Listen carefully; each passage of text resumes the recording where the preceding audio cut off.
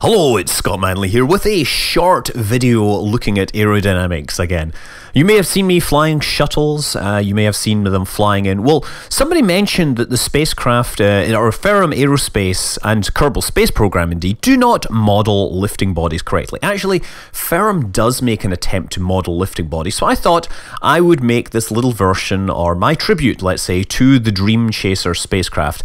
And as you can see, it has very short, stubby wings and is flying rather well. In fact, it's probably flying too well.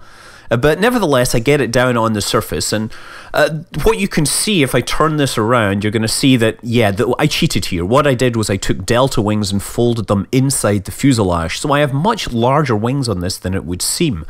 So I got to thinking, while this works very nicely, it does seem to fly far too well. Could I actually build something that worked like a real lifting body? Now, this is using a slightly older version of Ferram Aerospace. This is version 0.10, and I noticed that some updates have been made since then, so caveat may be that this does not work.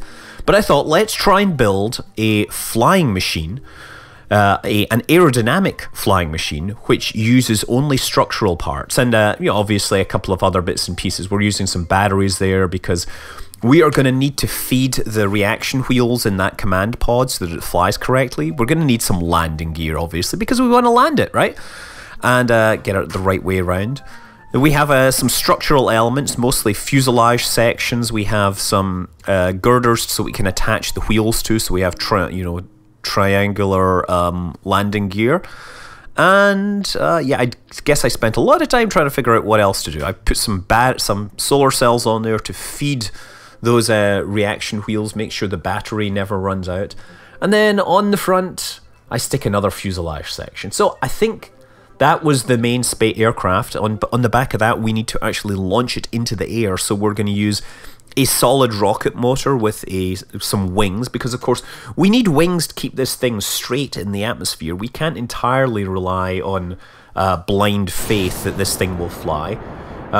Some people might argue that this spacecraft will fly because it's so darn ugly the ground will repel it.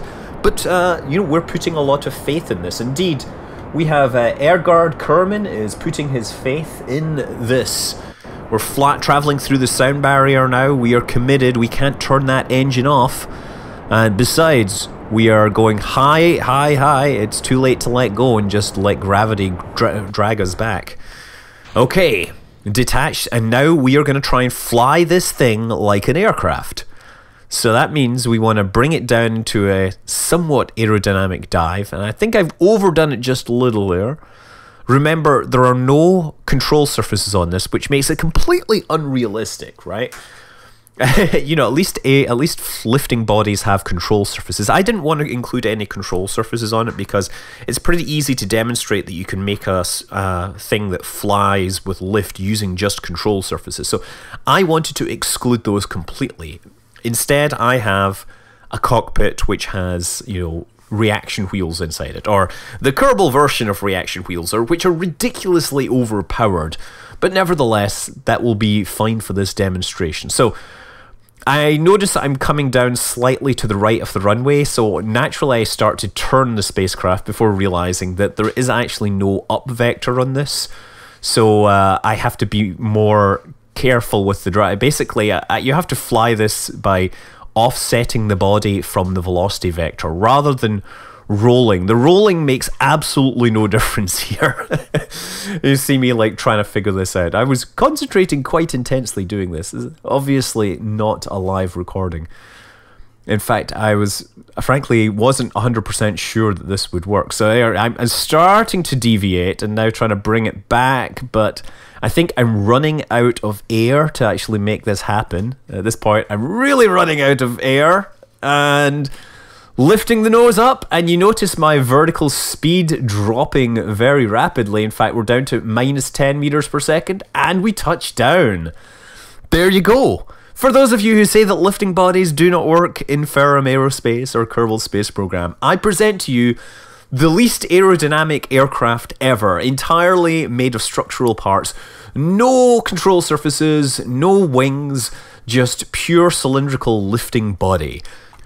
Okay, so that was a Ferram Aerospace 0.10. Well, I actually, after doing this, I thought maybe there's a newer version, and there is. So there's version 0.11, which is for, you know, still for Kerbal Space Program 0.22. If you want to upgrade to 0.23, then you need 0.12. I mean, basically, this is the most recent version that runs with my current Warp Drive Interstellar Quest install.